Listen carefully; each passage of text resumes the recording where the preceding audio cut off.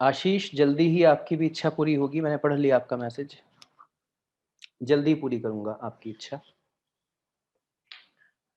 तो बच्चों, टॉपिक का नाम है magnetism and matter.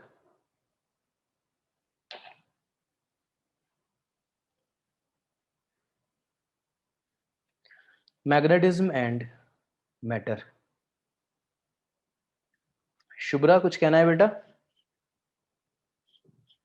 Magnetism and matter. बच्चों, इस चैप्टर में मैग्नेटिज्म एंड मैटर, इस चैप्टर में हम लोग पढ़ेंगे परमानेंट मैग्नेट्स के बारे में।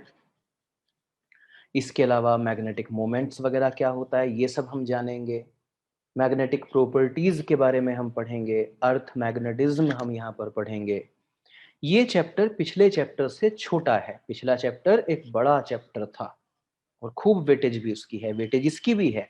आपके सिलेबस में कुछ ऐसे चैप्टर्स हैं जो बहुत छोटे हैं और वेटेज उनकी पूरी है। तो ये आपके बहुत अच्छे चैप्टर्स होने चाहिए। इनको आप ऐसे समझिए कि ये आपको सेलेक्ट कराने के लिए आपके सिलेबस में है, जिससे आपका सिलेक्शन ज़रूर हो। कम मेहनत से चैप्टर कवर हो जाते हैं और इनसे सवाल ज़रूर आते हैं। ऐसा ही एक चैप्टर आपके सामने ये है, मैग्नेटिज्म एंड मैटर। मतलब अगर मैंने इससे पिछले चैप्टर को लगभग 21-22 लेक्चर में ख़त्म किया होगा, तो इसमें 21-22 लेक्चर नहीं लगने, तो उसका 1/3 मानो, या ज़्यादा से ज़्यादा, चलो बहुत ज़्यादा भी डिटेल में प्रैक्टिस वगैरह करवाऊँ तो ज़्यादा से ज़्यादा 10 लेक्चर मानो। बहुत छोटा ये चैप्टर है, मैग्नेटिज्म एंड मैटर। शुरू करें? तो चलो बच्चों, बात शुरू करेंगे मैग्नेट से। जिन बच्चों ने लेट ज्वाइन किया जल्दी से हाथ उठाओ जरा, एक बार मैं देखूं कौन कौन लेट आया है। Priyank, Nandini, Siddharth.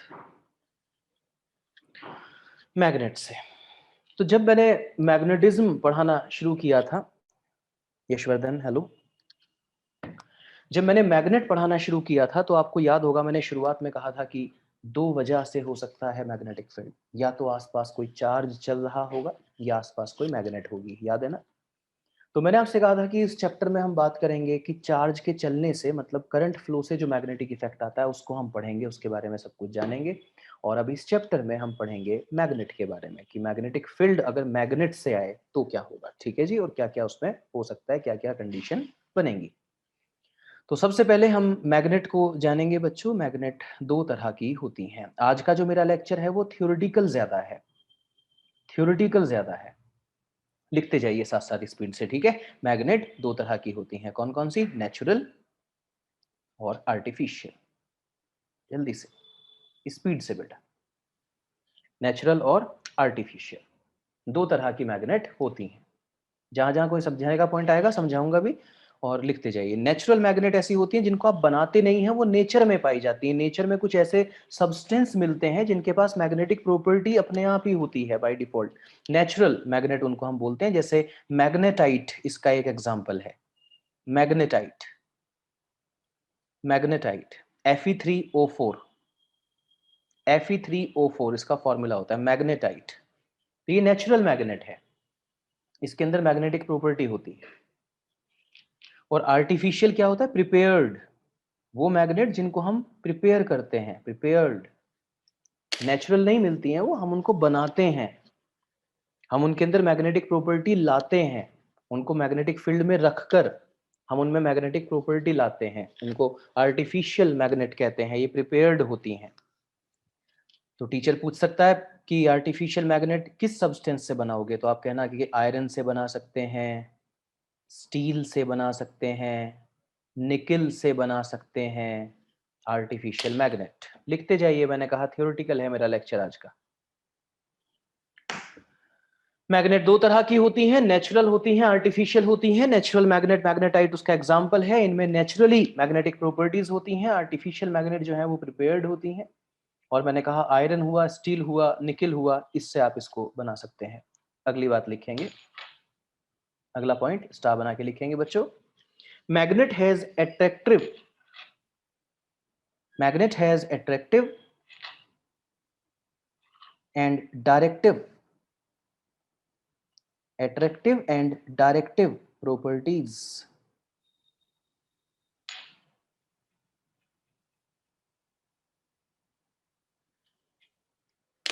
Magnet has attractive and directive properties. तो ये क्या हुआ, इस बात का मतलब क्या हुआ, अट्रैक्टिव और डायरेक्टिव प्रॉपर्टीज का क्या मतलब हुआ, जरा सबसे पहले डायरेक्टिव को समझिए। देखिए मैग्नेट ना डायरेक्शन बताने की भी काम आती है बच्चों, मैग्नेट डायरेक्शन बताने की भी काम आती है। बहुत ज्यादा मतलब ये इसको लिखना मत, इसको समझना जो मैं बोल रहा हूँ। मैग्नेट डायरेक्शन बताने की भी काम आती है। अगर आप एक धागा लें, एक स्ट्रिंग लें और स्ट्रिंग के साथ एक मैग्नेट को बांध दें और उसको फ्री छोड़ दें, तो वो हमेशा एक पर्टिकुलर डायरेक्शन में रुकती है। मैग्नेट हमेशा एक पर्टिकुलर डायरेक्शन में रुकती है। ऐसा अर्थ के मैग्नेटिक फील्ड की वजह से होता है, और इसी चैप्टर में आप आगे अर्थ का मैग्नेटिक फील्ड भी पढ़ेंगे। तो पुराने जमाने में आप देखेंगे कि पुराने जमाने में तो डायरेक्शन ऐसे ही देखी जाती थी, मैग्नेट और धागा लेके स्ट्रिंग लेके ऐसे छोड़ देते थे फ्री, तो मैग्नेट हमेशा एक पर्टिकुलर डायरेक्शन में रुकती थी, तो समझ जाते थे कि ये नॉर्थ साउथ डायरेक्शन है, तो इसके परपेंडिकुलर ईस्ट वेस्ट होगा, तो जिसको जिधर जाना होता था वो उधर ही चला जाता था। तो डायरेक्टिव प्रॉपर्टी है, मतलब डायरेक्शन बताने के भी काम आती है। जल्दी से हाथ उठा दो, ये बात समझ में आ गई हो तो। समझ गए डायरेक्टिव प्रॉपर्टी मैंने क्यों लिखवाया। और मैग्नेट हैज अट्रैक्टिव प्रॉपर्टीज का मतलब ये हुआ कि अगर मैग्नेट के पास, फॉर एग्जांपल आपके पास कोई मैग्नेट है, ये देखिए मान लीजिए ये कोई मैग्नेट है, और आप इसके पास किसी सब्सटेंस को लेके आए, जैसे आप इसके पास आयरन को ले आए, तो मैग्नेट इस आयरन को अपनी तरफ अट्रैक्ट करने लगेगी। मैग्नेट ऐसे इस सब्सटेंस को अपनी तरफ अट्रैक्ट करने लगेगी, ठीक है। जैसे मैग्नेट के पास आप स्टील को ले आए, तो जो मैग्नेट है वो स्टील को अपनी तरफ पुल करने लगेगी, अट्रैक्ट करने लगेगी, इसलिए इसके पास अट्रैक्टिव प्रॉपर्टीज भी होती है। ये सब्सटेंस को अट्रैक्ट करती है, सारे सब्सटेंस को नहीं, कुछ सब्सटेंस को, ठीक है। तो अट्रैक्टिव प्रॉपर्टीज होती हैं इसके पास, और डायरेक्टिव प्रॉपर्टीज होती हैं। जी हाँ आशीष, आपने सही कहा कि कंपास जो होता है वो इसी पर काम करता है, बिल्कुल ठीक कहा, डायरेक्टिव प्रॉपर्टीज पर ही काम करता है। ठीक है बच्चों, आगे चलूं, अगला पॉइंट लिखें। मैग्नेट से रिलेटेड अगला पॉइंट आप ये लिखेंगे कि like poles repel each other. Like poles repel each other and unlike poles attract each other. ये है आपका अगला point. Like poles repel each other, unlike poles attract each other. मतलब जो नॉर्थ पोल है वो नॉर्थ पोल को repel करेगा। मान लीजिए कोई मैग्नेट है और इधर इसका नॉर्थ पोल है, और ये एक और मैग्नेट है, ये इसका नॉर्थ पोल है, और आपने दोनों मैग्नेट्स को ऐसे रख दिया, तो like pole repel each other, ये दोनों एक दूसरे को रिपेल करेंगे, रिपल्शन होगा इनके बीच में। Like poles repel each other. और अनलाइक अट्रैक्ट, अगर आपने इन्हीं मैग्नेट को ऐसे रख दिया होता, ये नॉर्थ है और ये साउथ है, ये साउथ है और ये नॉर्थ है, तो आप देख सकते हैं कि ये नॉर्थ और साउथ अनलाइक पोल, और इनमें क्या हो जाता, अट्रैक्शन हो जाता। Like pole repel each other, unlike poles attract each other. चलें अगले पॉइंट पे। अगला पॉइंट लिखेंगे बच्चों repulsion. Repulsion is true test of magnetisation.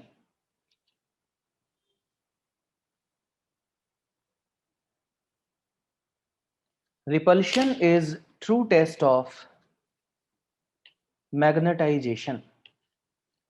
ये है अगला पॉइंट। वो आपसे पूछेगा कि मैग्नेटाइजेशन का ट्रू टेस्ट क्या है। ऑप्शन में अट्रैक्शन भी होगा, रिपल्शन भी होगा, बोथ होगा, नन ऑफ दीज होगा।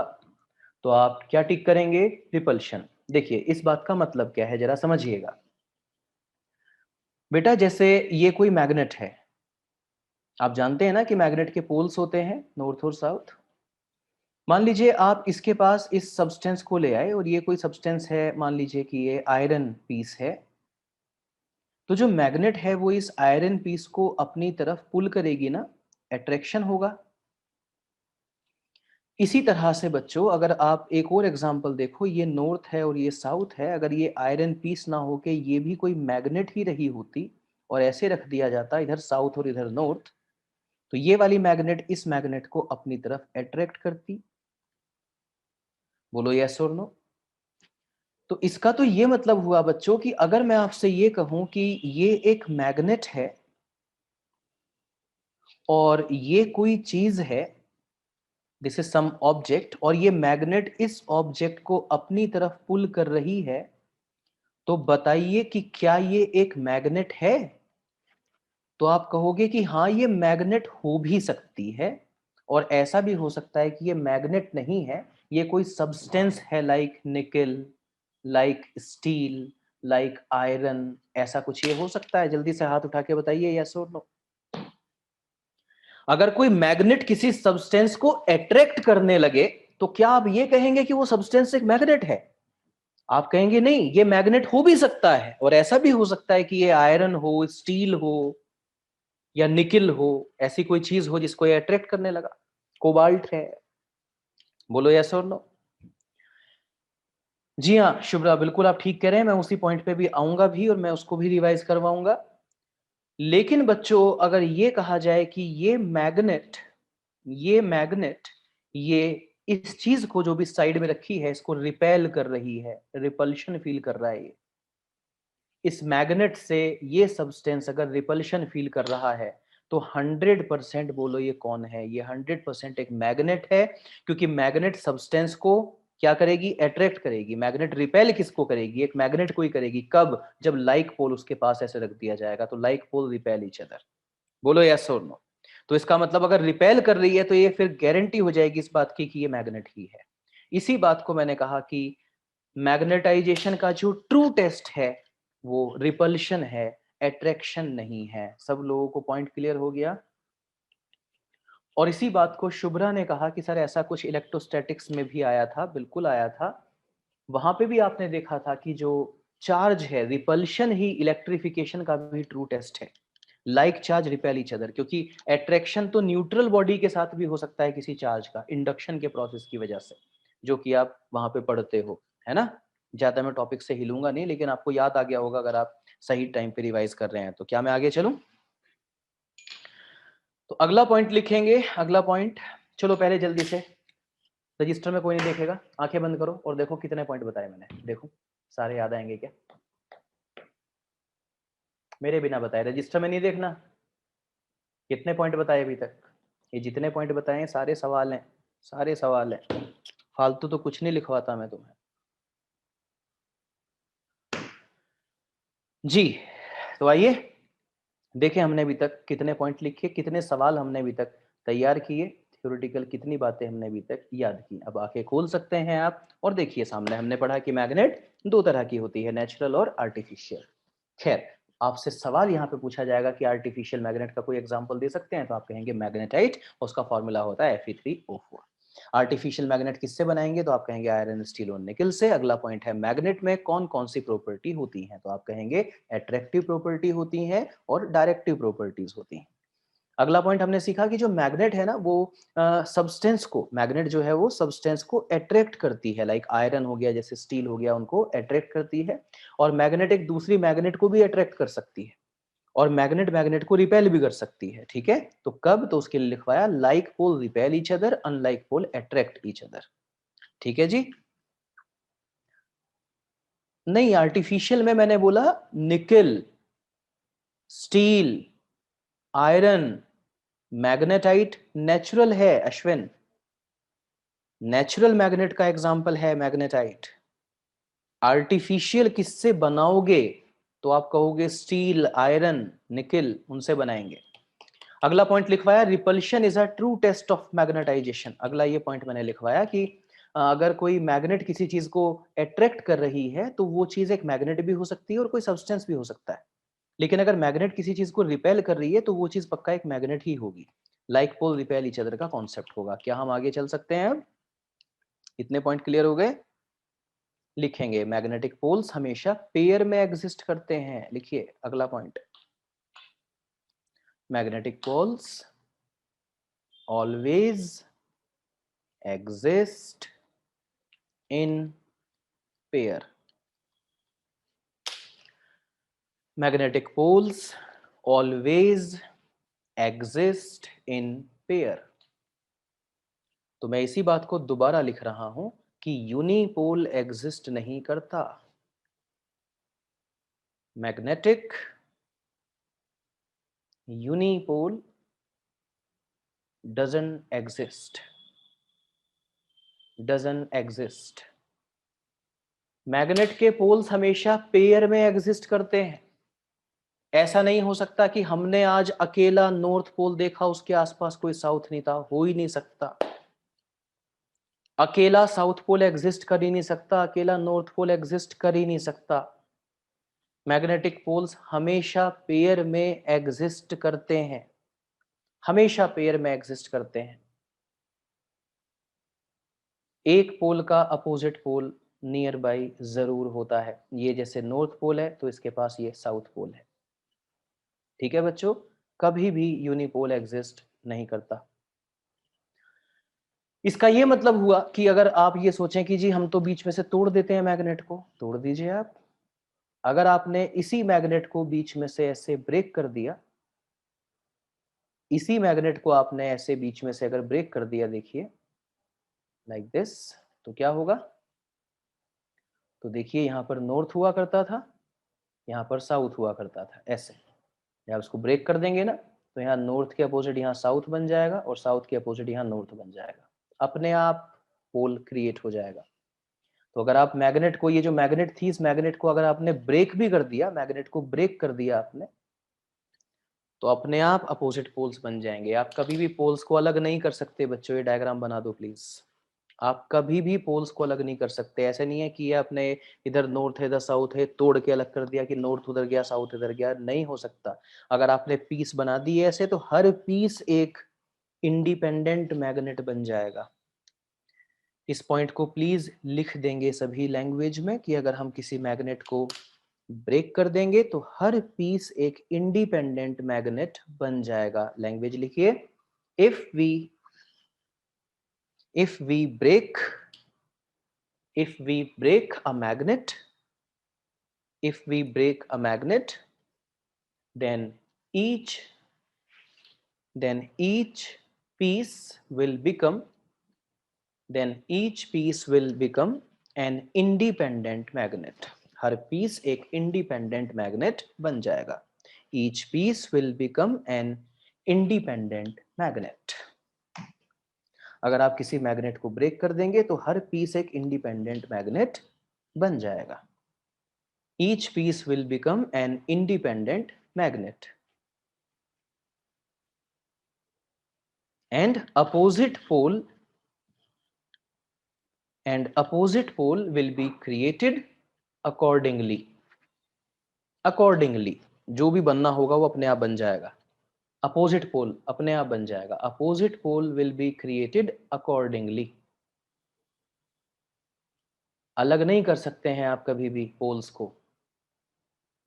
मैग्नेट को आपने तोड़ दिया तो अपने आप वो इंडिपेंडेंट मैग्नेट बन जाएंगी, राइट? आगे चलूं बच्चों?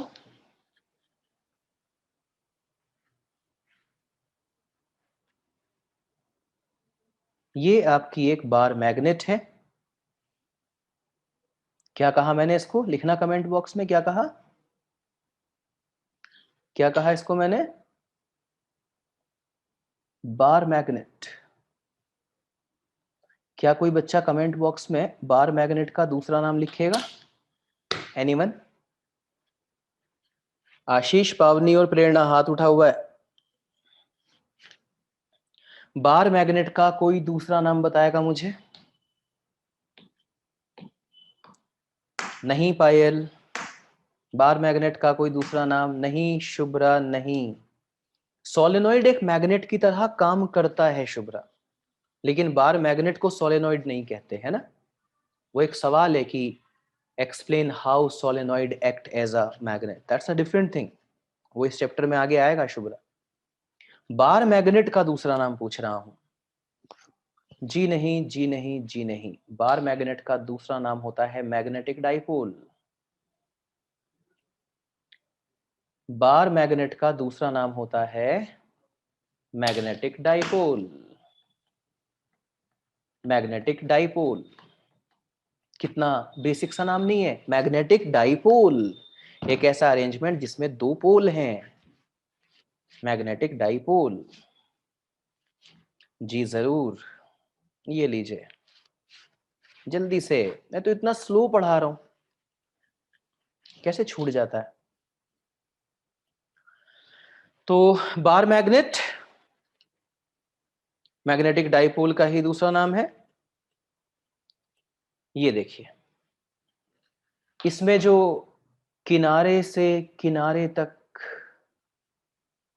किनारे से किनारे तक, एज टू एज,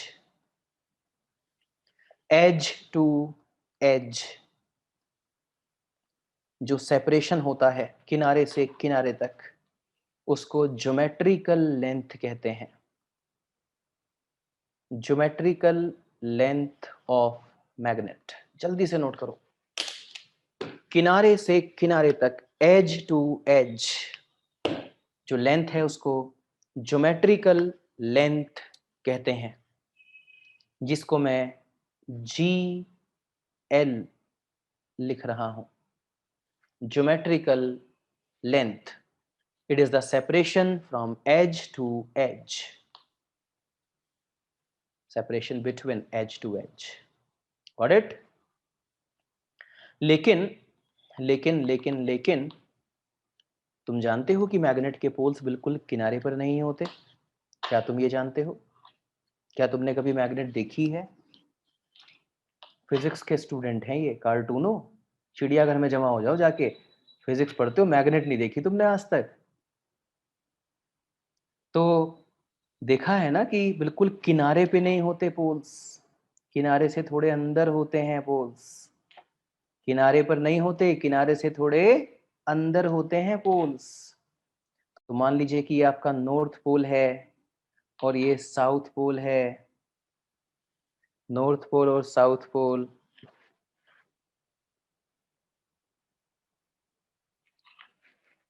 पोल से पोल की जो डिस्टेंस है, पोल से पोल की, पोल से पोल की जो शॉर्टेस्ट डिस्टेंस है, इसको मैग्नेटिक लेंथ कहते हैं।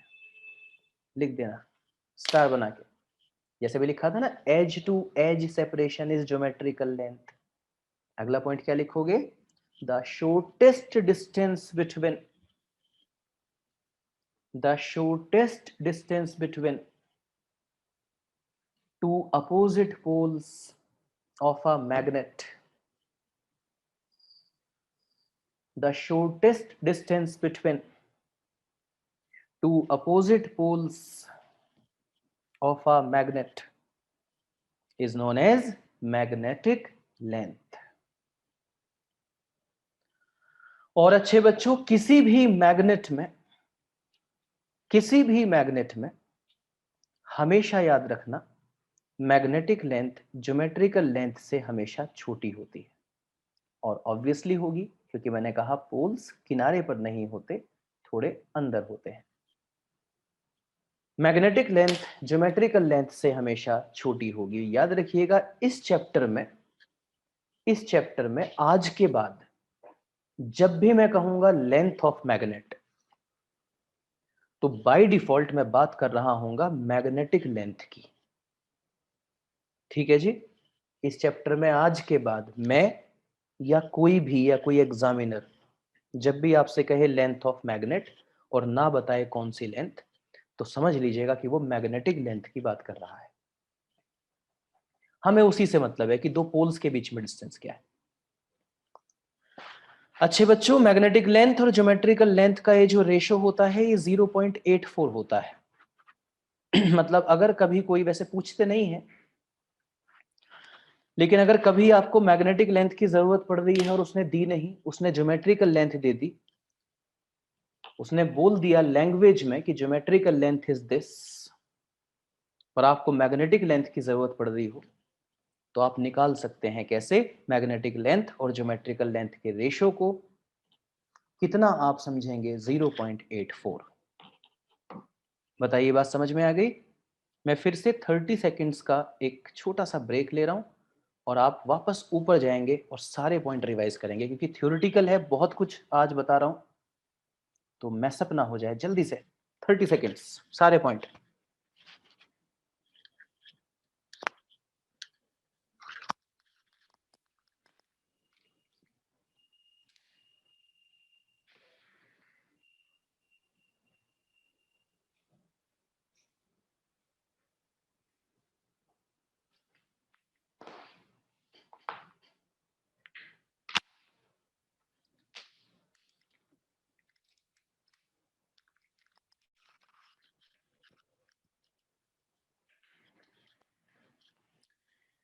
जी हाँ आशीष, यही मैंने कहा कि आज के बाद जब भी इस चैप्टर में मैं ये कहूं कि मैग्नेट की लेंथ इतनी है, मैं ही नहीं, कोई भी टीचर, कोई भी एग्जामिनर कहे और वो ये बताए नहीं कि वो कौन सी लेंथ की बात कर रहा है, तो आप यही समझिएगा कि वो मैग्नेटिक लेंथ की बात कर रहा है।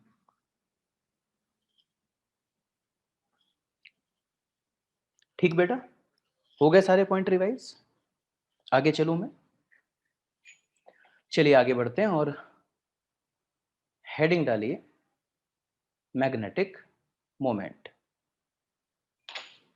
Magnetic moment of magnetic dipole. Magnetic moment of magnetic dipole.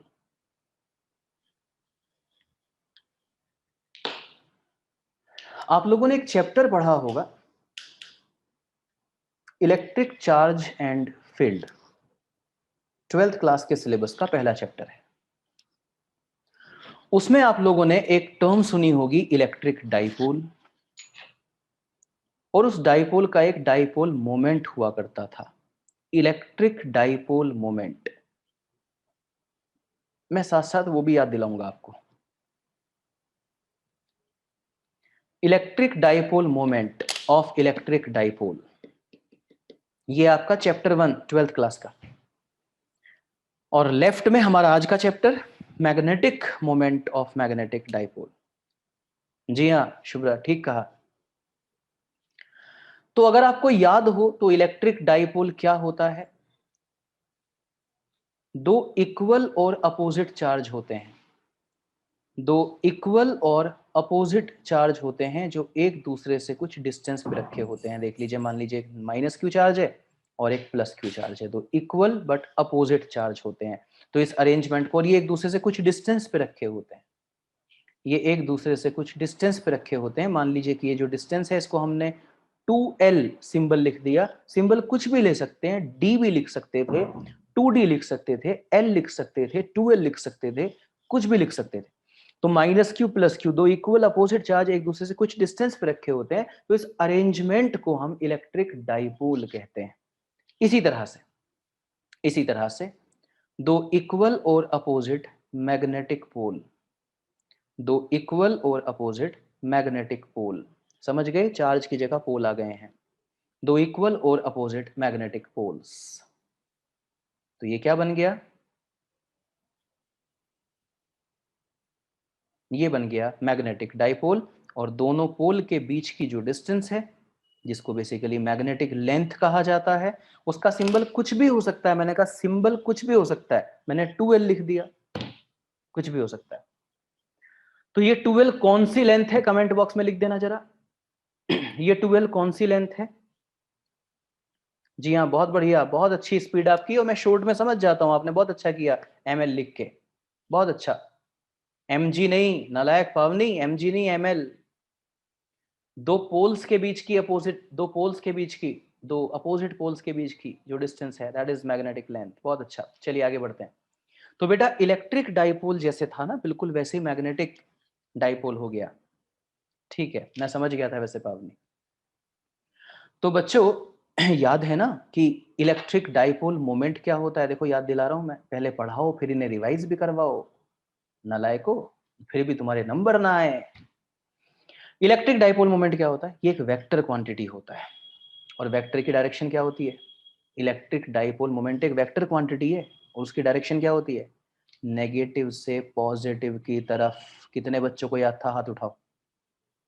कितने बच्चों, ईमानदारी से, झूठो, ईमानदारी से हाथ उठाना। Thank you. Electric dipole moment एक वेक्टर क्वांटिटी होती है और इसकी डायरेक्शन होती है नेगेटिव चार्ज से पॉजिटिव चार्ज की तरफ। इसी तरह मैग्नेटिक मोमेंट भी एक वेक्टर क्वांटिटी है। मैग्नेटिक मोमेंट भी एक वेक्टर क्वांटिटी है और इसकी डायरेक्शन डायग्राम में बना देना, साउथ से नॉर्थ की तरफ, साउथ से नॉर्थ की तरफ।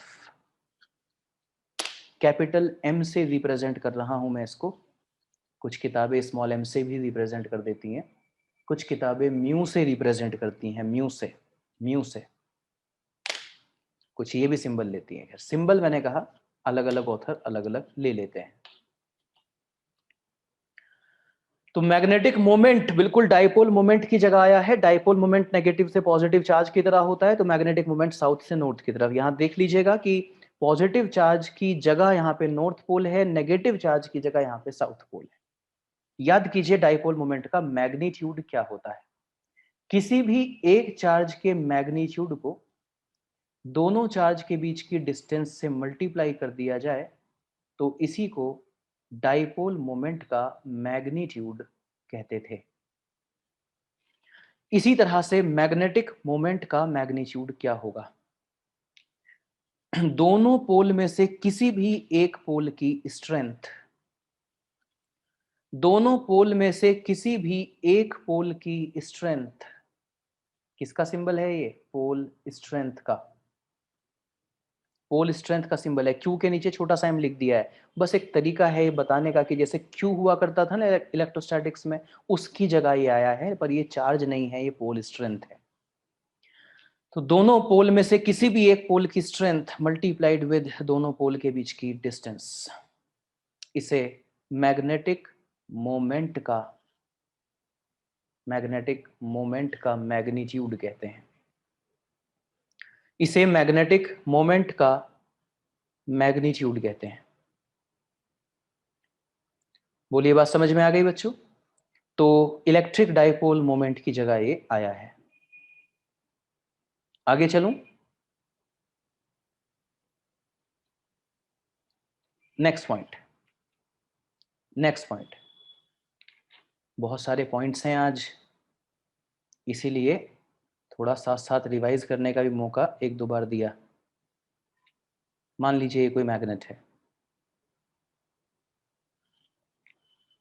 ये इसके पोल्स हैं। अगर इस मैग्नेट को ऐसे इस तरह से कट लगा दिया जाए, इस तरह से कट लगा दिया जाए, तो ये मैग्नेट इस तरीके के दो मैग्नेट में कन्वर्ट हो जाएगी,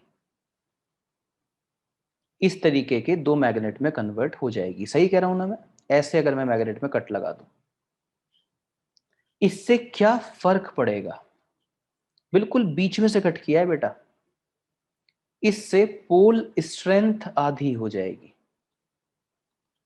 इससे पोल स्ट्रेंथ आधी हो जाएगी। पोल को बीच में से काट दिया, पोल स्ट्रेंथ आधी हो जाएगी, लेकिन मैग्नेटिक लेंथ अभी भी सेम बनी रहेगी।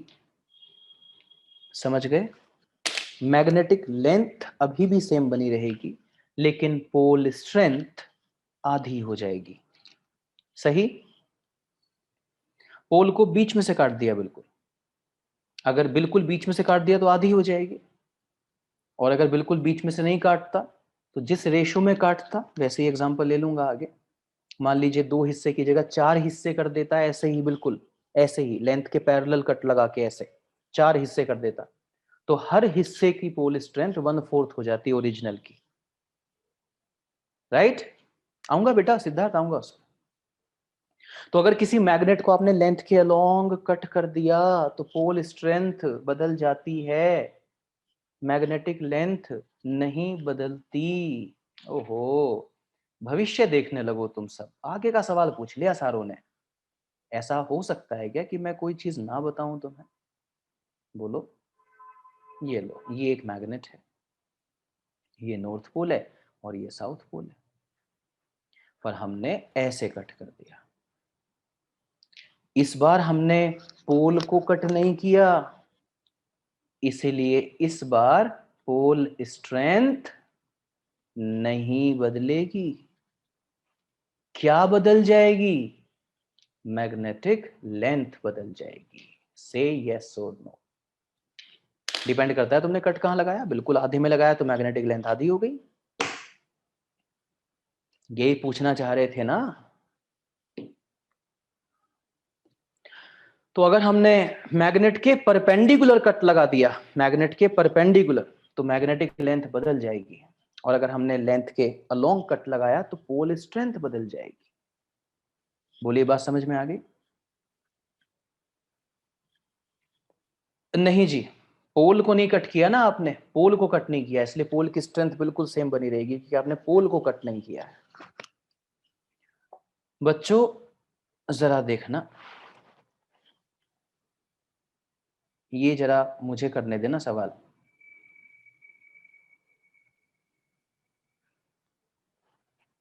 ये मुझे करने देना। ये जो है एक मैग्नेट है और ये गिवन है कि इसका मैग्नेटिक मोमेंट m है। इसका मैग्नेटिक मोमेंट m है, ये गिवन है। पावनी, that depends, sorry Payal, Payal that depends कि आपने कट कहां पे लगाया। दैट डिपेंड्स, अगर वो मैंने कहा था अगर बिल्कुल बीच में आपने कट लगा दिया, पायल पिछले एग्जांपल के लिए पूछ रही है कि सर मैग्नेटिक लेंथ आधी नहीं होगी क्या? तो अगर बिल्कुल बीच में लगाया, मतलब जो भी लेंथ थी उसके बिल्कुल बीच में, तो आधी ही हो जाएगी पायल। लेकिन अगर आपने लेफ्ट राइट में कहीं कट लगाया तो उसी रेशो में। ऐसे सवाल आएंगे भी पायल। तो ये कोई मैग्नेट थी जी, और इस मैग्नेट का ये दे रखा है कि मैग्नेटिक मोमेंट m था। और उसके बाद क्या किया, उसके बाद हमने इसमें कट लगा दिया। क्या लगा दिया? कट। ऐसे कट लगा दिया, बिल्कुल बीच में लगाया है, एकदम बीच में। तो आपसे कह सकता है find magnetic moment of each part. तो अगर आपने कट लगा दिया तो दोनों पार्ट अब इस तरह से होंगे, दोनों पार्ट अब इस तरह से होंगे। अगर उसकी लेंथ l थी तो अब इसकी लेंथ l/2 और l/2 होगी। कम ऑन से यस सर। अगर उसकी लेंथ l थी तो इनकी लेंथ अब l/2 l/2 है, क्योंकि मैंने कहा बिल्कुल बीच में मैंने कट लगाया है। लेकिन इस तरह से कट लगाने से पोल स्ट्रेंथ नहीं बदला करती। मतलब अगर यहां पे इस मैग्नेट की पोल स्ट्रेंथ इतनी थी तो यहां पे भी जो पोल स्ट्रेंथ होगी वो उतनी ही बनी होगी, क्योंकि अब परपेंडिकुलर जब आप कट लगाते हैं लेंथ के तो उससे पोल स्ट्रेंथ नहीं बदला करती और अपने आप ही अपोजिट पोल क्रिएट हो जाते हैं। तो जो मदर मैग्नेट है, जो ओरिजिनल मैग्नेट है, अगर हम उसकी बात करें, ओरिजिनल मैग्नेट जो हमारे पास है अगर हम उसकी बात करें, तो उसने कहा कि इसका मैग्नेटिक मोमेंट m था। मैग्नेटिक मोमेंट होता क्या है? पोल स्ट्रेंथ को अगर मैग्नेटिक लेंथ से मल्टीप्लाई कर दें तो उसको मैग्नेटिक मोमेंट कहा जाता है। Equation number 1। तो लेट मी सपोज कि पोल स्ट्रेंथ QM है और लेट मी सपोज कि मैग्नेटिक लेंथ L थी। तो जो मैग्नेटिक मोमेंट उसने M दिया है वो बेसिकली QM इंटू L की वैल्यू है। That is equation number 1। और अब जो आपके एलिमेंट्स बने हैं, जो पीसेस बने हैं, उस पीस पे आ जाते हैं। इसका मैग्नेटिक मोमेंट कितना होगा? आप कहेंगे पोल स्ट्रेंथ, जो कि बदलती नहीं, उतनी ही होगी, और मल्टीप्लाइड विद मैग्नेटिक लेंथ जो कि L/2 है। और आप जानते हैं इक्वेशन नंबर 1 से QM इंटू L को हम क्या कह सकते हैं? QM इंटू L को हम कह सकते हैं मैग्नेटिक मोमेंट, जो कि मदर मैग्नेट का था, डिवाइडेड बाय 2। इसका मतलब हर एलिमेंट का मैग्नेटिक मोमेंट अब ओरिजिनल मैग्नेट का आधा होगा। समझ में आ गया तो हाथ उठा दो ना, जल्दी उठाओ हाथ। हाँ, नोट करो, नोट करो स्पीड से।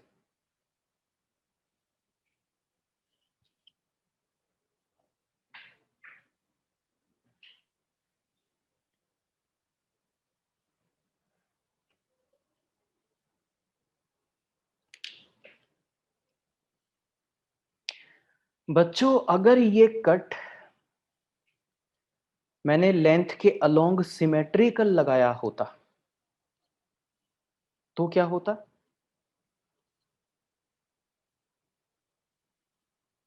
अगर ये कट मैंने लेंथ के अलोंग सिमेट्रिकली लगा दिया होता तो क्या होता? तो मैग्नेटिक मोमेंट कितना हो जाता? इतना नोट हो गया, मैं रब कर दूं? वंश कह रहा है सेम रहता। वंश चेक करते हैं, इतना तो रब कर दूं। आशीष, अगर कट हमने ऐसे लगाया होता, ऐसे, बना लो अगला सवाल, ऐसे बिल्कुल सिमेट्रिकल, हाँ एकदम सिमेट्रिकल, ऐसे कट लगा दिया, बाकी लैंग्वेज सेम है। Find magnetic moment of each part. Same मतलब मैं सेम का सवाल, सेम का मतलब नहीं समझा कि जो मदर मैग्नेट का था उतना ही रहेगा या जो पिछले सवाल का आंसर था वही आंसर होगा। क्या सेम से क्या मतलब है तुम्हारा? Find magnetic moment of each part. ये एक मैग्नेट थी जिसका मैग्नेटिक मोमेंट m था, तुमने along the length symmetrical cut लगा दिया। Find magnetic moment of each part. तो मुझे लगता है कि जो दो हिस्से बनेंगे वो ऐसे पतले पतले से दो मैग्नेट होंगे जिसमें पोल स्ट्रेंथ आधी हो जाएगी, मतलब QM/2, QM/2, लेकिन अभी भी मैग्नेटिक लेंथ वही रहेगी जो थी। तो अगर इस मैग्नेट की मैग्नेटिक लेंथ को L मान लिया गया तो फिर इसकी भी L ही होगी। इसलिए जो मेन हमारी मैग्नेट थी जो हमें दी गई थी, उसका मैग्नेटिक मोमेंट अगर आप मेरे से पूछें तो मैं कहूंगा each pole strength multiplied with magnetic length, और वो आपने मुझे m दे रखा है, तो दैट इज इक्वेशन नंबर 1। और अगर आप ये कहेंगे सर ये जो आपने अब ईच पीस बना रखा है इसका निकालें, तो मैं कहूंगा pole strength multiplied with magnetic length. और आप देख सकते हैं इस बार पोल स्ट्रेंथ आधा हो गया है, और QM इंटू एल को आप कह सकते हैं मैग्नेटिक मोमेंट, इक्वेशन नंबर 1 से, ओरिजिनल मैग्नेट का। इसलिए जो पीस बने उनका मैग्नेटिक मोमेंट अभी भी m/2 होगा। और यहां से अच्छे बच्चों ने क्या सीखा कि अगर उनसे ये कहा जाए कि बच्चों किसी मैग्नेट को ऐसे तोड़ा गया कि मैग्नेटिक मोमेंट आधा हो गया, तो उसके पोल स्ट्रेंथ पे कमेंट करो, तो आप कहोगे we can not be sure. हो सकता है कि आपने पोल स्ट्रेंथ बदला हो सकता है ना बदला हो, दोनों ही केस में m/2 अचीव किया जा सकता है।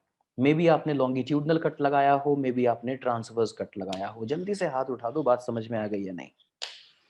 किसी मैग्नेट का मैग्नेटिक मोमेंट अगर m/2 हो गया तो गारंटी नहीं ली जा सकती कि कट ट्रांसवर्स लगा था या लॉन्गिट्यूडनल लगा था, क्योंकि दोनों ही केस में m/2 अचीव किया जा सकता है। एक केस में पोल स्ट्रेंथ आधी हो जाती है, एक केस में मैग्नेटिक लेंथ आधी हो जाती है। क्या मैं ठीक कह रहा हूं? मैं ठीक ही कहता हूं हमेशा, बस तुम याद नहीं रखते बातें। चलो एक बार जल्दी से सारे पॉइंट रिवाइज करेंगे। वापस जाओ, शुरू से सारे पॉइंट रिवाइज करो स्पीड से।